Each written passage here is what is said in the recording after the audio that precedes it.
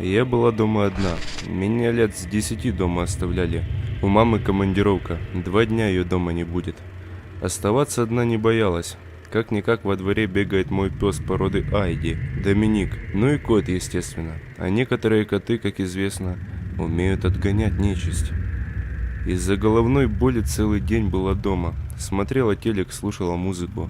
Уже где-то в 1:30 ночи собралась спать. Я вообще могу до 4 утра не спать.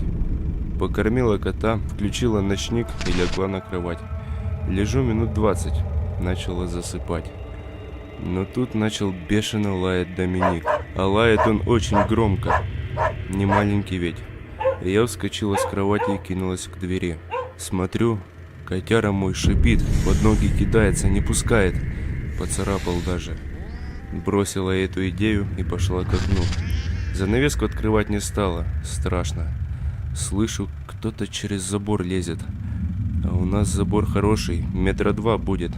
Папа строил, когда жив был. Я еще сильнее испугалась. Ведь если бы это был вор, он бы не стал лезть. Тут же собака. Кто-то спрыгнул по ту сторону. Я быстро выключила ночник. Аккуратно отдернула край занавески. Силуэт точно видела. Или мне показалось, или у меня уже начинает ехать крыша от страха. Но глаза у него слегка светились.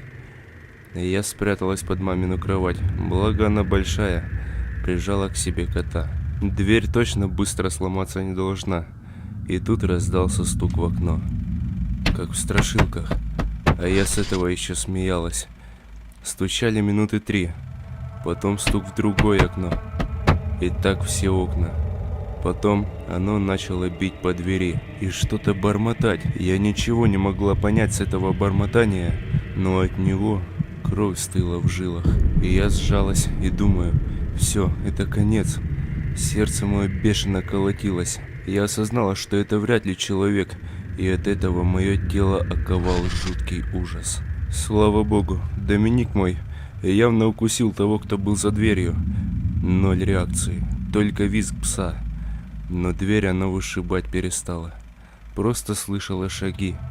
Оно обходило дом. Но после оно принялось лезть по крыше. Лестницы на крышу у нас не было. То есть как? Оно ползло по стене. Минуты через 2 уже что-то царапало шифер. Звук был противный. Я вспомнила, что у нас есть дымарь. И мысленно свалила Бога, поскольку он заделан. Что-то пыталось в него залезть. И я зажала уши и так и лежала. И заснула. Как только проснулась, не открывая глаз, подумала, что это сон. Подняла голову и столкнулась головой об кровать. Вылезла из-под постели и, накинув куртку, побежала во двор.